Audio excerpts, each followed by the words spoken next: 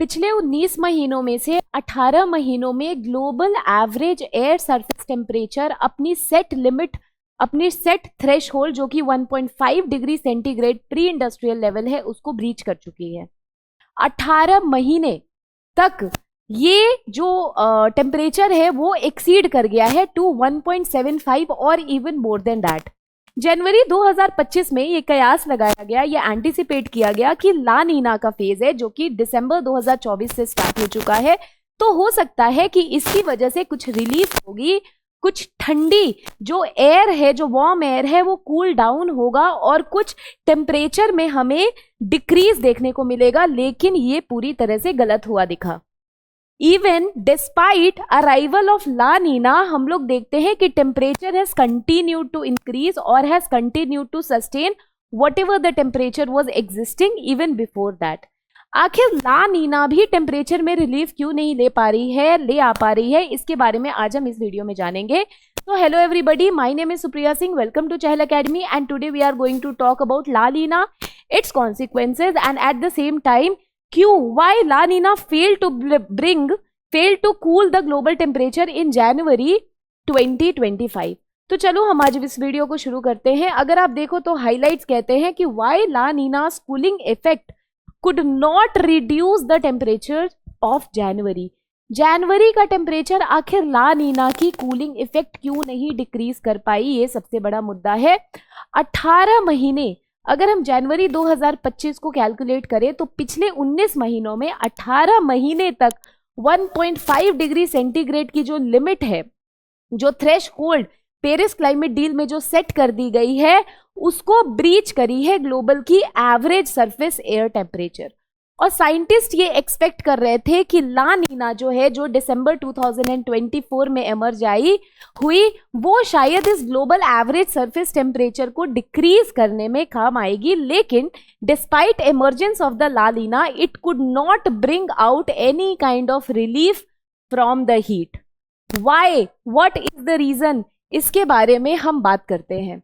तो ये न्यूज में है कि जनवरी 2025 हॉटेस्ट ईयर रहा है रिकॉर्ड में। जनवरी का वो टाइम था जब कभी कभी हम लोगों को लगता था कि जनवरी का जो टाइम होता है उस टाइम पे बहुत ज्यादा ठंडी होती है। इनफैक्ट आज से ही कुछ साल पहले तक आप ये देखते होंगे कि जनवरी, फरवरी, इस मंथ तक ठंड जो है वो कंटिन्यूड होती थी, राइट। लेकिन आज के डेट में January was the hottest year on the record despite La Nina expected cooling effect. और ये 18 महीने है पिछले 19 महीनों में जब 1.5 डिग्री सेंटीग्रेड की लिमिट को क्या किया गया है, ब्रीच किया गया है। तो आखिर ये कैसे हुआ है, पहले आप ला नीना के बारे में जान लो। तो ला नीना एक कूलिंग फेज है एल नीनो सदर्न ऑसिलेशन का। एल नीनो सदर्न ऑसिलेशन एक तरह से प्रेशर एंड ऑसिलेशन पैटर्न है जो कि वेस्टर्न पैसिफिक और ईस्टर्न पैसिफिक के बीच में हम लोग देखते हैं। या फिर हम अगर इस तरीके से लिखें, अगर आप इस तरह से देखो तो यहां पे है ऑस्ट्रेलिया और इस साइड है साउथ अमेरिका। इन दोनों, अब ये एरिया को हम कहते हैं ईस्टर्न पैसिफिक और इधर हम कहते हैं वेस्टर्न पैसिफिक।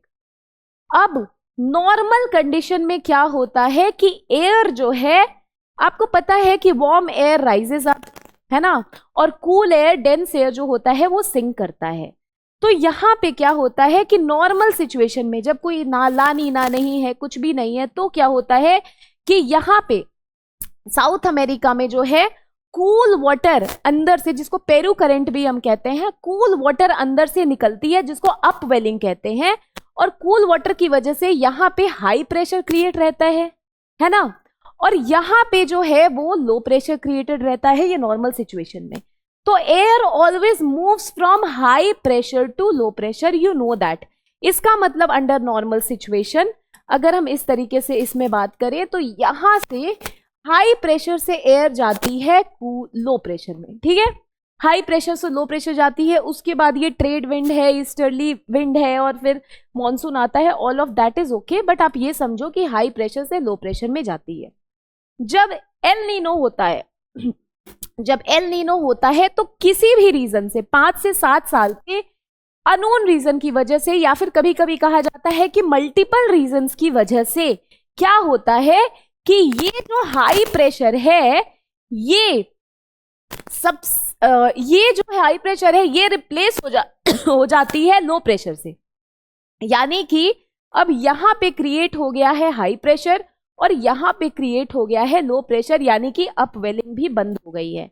अपवेलिंग बंद होने की वजह से जो ये पहले का जो सिचुएशन था कि हाई प्रेशर से लो प्रेशर पे एयर जा रही है और यही बाद में इक्वेटर से राइट डिफ्लेक्ट होकर के और मॉनसून का रीजन बनती थी, अब ये उल्टा सिस्टम होने की वजह से इंडिया में मॉनसून का अराइवल हम लोग एल नीनो की वजह से कम देखते हैं। Eight the same time south east Asian countries में, ऑस्ट्रेलिया में हम फायर्स भी देखते हैं ज्यादा गर्मी होने की वजह से, बट उस फेज को कहते हैं एल नीनो। बट ला नीना क्या है? ला नीना है मतलब कि जो चीज एग्जिस्ट कर रही है वही चीज मल्टीप्लाई हो गई। इसका मतलब नॉर्मल कंडीशन में जो चीज हाई प्रेशर था जहां और जहां पे लो प्रेशर था वैसा ही होगा, बट ये एम्पलीफाई हो जाएगा। एम्पलीफिकेशन को हम ला नीना कहते हैं, यानी कि जितनी बारिश पहले मॉनसून में होती थी उससे ज्यादा बारिश हो जाएगी। अगर ठंड हम ज्यादा देखते हैं तो ज्यादा ठंड भी हो जाएगी, इसको हम ला नीना कहते हैं। इसका मतलब आइडियली क्या होगा कि वेस्टर्न पैसिफिक में हम ज्यादा कूल टेम्परेचर विटनेस करेंगे, देखेंगे। लेकिन इस बार ये देखा गया कि ला नीना आने के बावजूद भी टेम्परेचर डिक्लाइन नहीं हुई, और डिक्रीज टेम्परेचर नहीं होने का रीजन बहुत सारा बताया जा रहा है। क्या क्या रीजन बताया जा रहा है आज हम उसी के बारे में इस वीडियो में देखेंगे। तो आप ला नीना के बारे में समझ गए कि La Nina is a cool phase of El Nino Southern Oscillation, a climate phenomena marked by variations in sea surface temperature in the central and eastern Pacific Ocean affecting the global weather patterns। अब देखो duration क्या होता है, तो 5 से 7 साल के interval पे या 2 से 7 साल के इंटरवल पे ये आती है, और ये रहती कब से है? 9 से लेकर के टिपिकली 12 महीने तक रहती है। कभी कभी ये एक्सीड भी कर जाती है 12 महीने से ज्यादा या 1 साल से ज्यादा, ठीक है।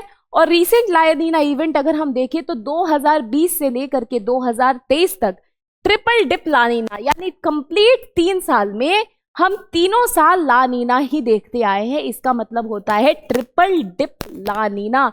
ये हमें देखने को मिला 2020 से 23 तक, और ये एक रेयर ट्रिपल डिप ला नीना इवेंट है जो कि 3 कंसेक्यूटिव ईयर तक स्टे कर गया। और 2024 जनवरी में 25 जनवरी में हम एक्सपेक्ट किया हमने कि इस बार मॉडरेट ला नीना होगा, बट हमने ऐसा कुछ चेंज यहाँ पे देखा नहीं। अब आप देख लो, इसको हम कह रहे हैं ईस्टर्न पैसिफिक और इसको हम कह रहे हैं वेस्टर्न पैसिफिक। नॉर्मल कंडीशन में यहाँ पे हाई प्रेशर होता है और यहाँ पे लो प्रेशर होता है। एल नीनो में ये हाई प्रेशर हो जाता है, ये लो प्रेशर, यानी एयर एल नीनो कंडीशन में यहाँ से यहाँ मूव करती है। लेकिन ला नीना कंडीशन में जो ऑलरेडी एग्जिस्टेड है वही क्या हो जाता है? मल्टीप्लाई, यानी कि एयर यहां से यहां मूव करेगी, है ना। यानी कोल्ड एयर अगर यहां से यहां आएगी, मूव करेगी, इसका मतलब इन सारे एरिया में क्या होगा? Cold situation, cold climatic situation या कोल्ड एयर मासेस देखने को मिलेगा। तो जब कोल्ड एयर मासेस देखने को मिलेगा तो भैया टेम्परेचर भी बढ़ना चाहिए, कम होना चाहिए। लेकिन टेम्परेचर तो कम नहीं हो रहा है। टेम्परेचर तो इनफैक्ट और 1.5 डिग्री सेंटीग्रेड के लिमिट को, प्री इंडस्ट्रियल लिमिट को ब्रीच कर रहा है। वही तो आज का हमारा मुद्दा है कि क्यों ला नीना के बावजूद टेम्परेचर क्यों नहीं कम हो रहा है। तो नहीं होने की रीजन यहाँ है। कॉजेज देखो, आप ध्यान दो कॉजेज पे। पहला, स्ट्रेंथनिंग ऑफ ट्रेड विंड। अब ईस्टर्ली ट्रेड विंड जो पैसिफिक ओशियन में है ना, वो ज्यादा स्ट्रांग हो गई है। Okay, this has become more stronger than usual. और ये जो विंड है ये वार्म सरफेस एयर को क्या करती है? पुश करती है वेस्टवर्ड। सॉरी। और वार्म सरफेस एयर अगर वेस्टवर्ड पुश होगी तो ऑटोमेटिकली वहां पे कोल्ड एयर सिचुएशन या एयर मास होगी, या फिर वहां पे वार्म एयर होगा। ऑब्वियसली वहां पे वार्म एयर होगा, और जब वहां पे वार्म एयर होगा इसका मतलब कि वहां पे टेम्परेचर क्या होगी? ज्यादा होगी रादर देन कोल्ड होना। फर्स्ट रीजन ये बताया जा रहा है। सेकेंड रीजन हम क्या बात करेंगे? अपवेलिंग के बारे में। अपवेलिंग क्या होती है? जब सर्दर्न पैसिफिक की जो हमने बात करी, ईस्टर्न पैसिफिक की और पेरू करेंट की हमने बात करी, साउथ अमेरिका की बात करी, वहां पे जो अपवेलिंग होती है, उसके बाद अपवेलिंग जो कोल्ड वाटर की होती है, उसके बाद जो वाटर वेस्ट की तरफ जाता है तो cold water deep ocean layer से ऊपर की तरफ उठता है, और ईस्टर्न पैसिफिक में ये सारी चीजें होती हैं। This cools the surface temperature in that region. उस रीजन में वो सरफेस टेम्परेचर को कूल करता है, but it is not able to move towards the western part. और प्रेशर डिफरेंस जो हो गया है ना वॉकर सेल में, जो हाई प्रेशर हो गया है ईस्टर्न पैसिफिक पे और लो प्रेशर हो गया है वेस्टर्न पैसिफिक पे, यानी कि ईस्टर्न पैसिफिक में हाई प्रेशर और लो प्रेशर हो गया है वेस्टर्न पैसिफिक में, ये बहुत ही स्ट्रेंथन हो गया है। तो भैया स्ट्रेंथन होने की वजह से ला नीना का कॉजेज हम डिस्कस कर रहे हैं, ध्यान देना, ला नीना के हम रीजन डिस्कस कर रहे हैं, जो कि हमने ऑलरेडी डिस्कस किया था कि हाई प्रेशर जो होता है ईस्टर्न पैसिफिक में वो ज्यादा हाई हो जाता है और लो प्रेशर वेस्टर्न पैसिफिक में ज्यादा लो हो जाता है, जिसकी वजह से प्रेशर डिफरेंस क्रिएट होता है और high pressure to low pressure जो विंड है वो मूव करने लगती है और कोल्ड एयर मासेस भी अपने साथ ले जाने लगती है। और अप वेलिंग की वजह से ला नीना होता है, क्योंकि अप वेलिंग होगा तभी तो साउथ अमेरिका में हाई प्रेशर डेवलप होगा, है ना, Peru current, upwelling of the ocean, तभी तो वहां पे हाई प्रेशर होगा, तभी तो एयर जो है वो मूव करेगी high pressure to low pressure. और यही अगर कट हो जाता है, ये सिस्टम कट हो जाता है तो क्या आता है एल नीनो, लेकिन ये स्ट्रेंथेंड हो जाता है तो क्या आता है ला नीना। ठीक है, ट्रेड विंड के स्ट्रेंथन होने से क्या होता है, ला नीना आती है, राइट। अब देखो इसके अलावा interaction between the ocean and the atmosphere, ocean temperature का जो चेंज होता है और एटमोस्फेरिक टेम्परेचर का जो चेंज होता है, that is also the reason for the La Nina. Natural climate variability, La Nina हमेशा 2 से 7 साल पे आती है ना, तो वो एक एल नीनो सर्दर्न ऑसिलेशन का साइन है, एक पार्ट है, and it is influenced by the oceanic and atmospheric fluctuation, but it is not directly और it is not fully predictable if it will come this time or not, if it will not come this time, इसको हम predict हर time पे we can't do it, हम नहीं कर सकते, right, it is totally unpredictable। देखो triple dip ला नीना, 3 बार consecutive ला नीना आई, क्या reason हो सकता है, अलग अलग रीजन है, मल्टीपल, जैसे कि हम एग्जैक्ट रीजन एल नीनो के आने का नहीं बता सकते, वैसे ही हम एल नीनो के जाने का या ला नीना के आने का या ला नीना के ना जाने का या जाने का नहीं बता सकते। ठीक है, अब चलो ला नीना क्यों नहीं टेम्परेचर को जनवरी में कूल कर पाया, ये हमारा मेन मुद्दा आज का, इस पे आते हैं। तो पहला, वीक ला नीना इंटेंसिटी। ला नीना जो है जनवरी वाली या जो दिसंबर 2024 से स्टार्ट हुई है वो वीक इंटेंसिटी है। ठीक है, इसकी वजह से, वीक होने की वजह से, ला नीना के साइकिल के वीक होने की वजह से इसका कूलिंग इफेक्ट जो हो जा रहा है वो कम हो जा रहा है, क्योंकि स्ट्रॉन्गर ला नीना होती तो उसकी कूलिंग इफेक्ट ज्यादा होती। डिलेड ऑनसेट, ला नीना जो है वो लेट से आई। ठीक है, ला नीना को सितंबर में आना जो था वो एक्सपेक्टेड था, और वो ज्यादा टाइम पीरियड अगर लेती तो शायद वो कूलिंग इफेक्ट भी ज्यादा टाइम में ज्यादा होता, क्योंकि ला नीना का आना डिले हो गया, उसी वजह से जब दिसंबर में आती है तो उतनी ज्यादा वो कूलिंग इफेक्ट नहीं दिखा पाती है, ये भी एक इम्पॉर्टेंट रीजन है।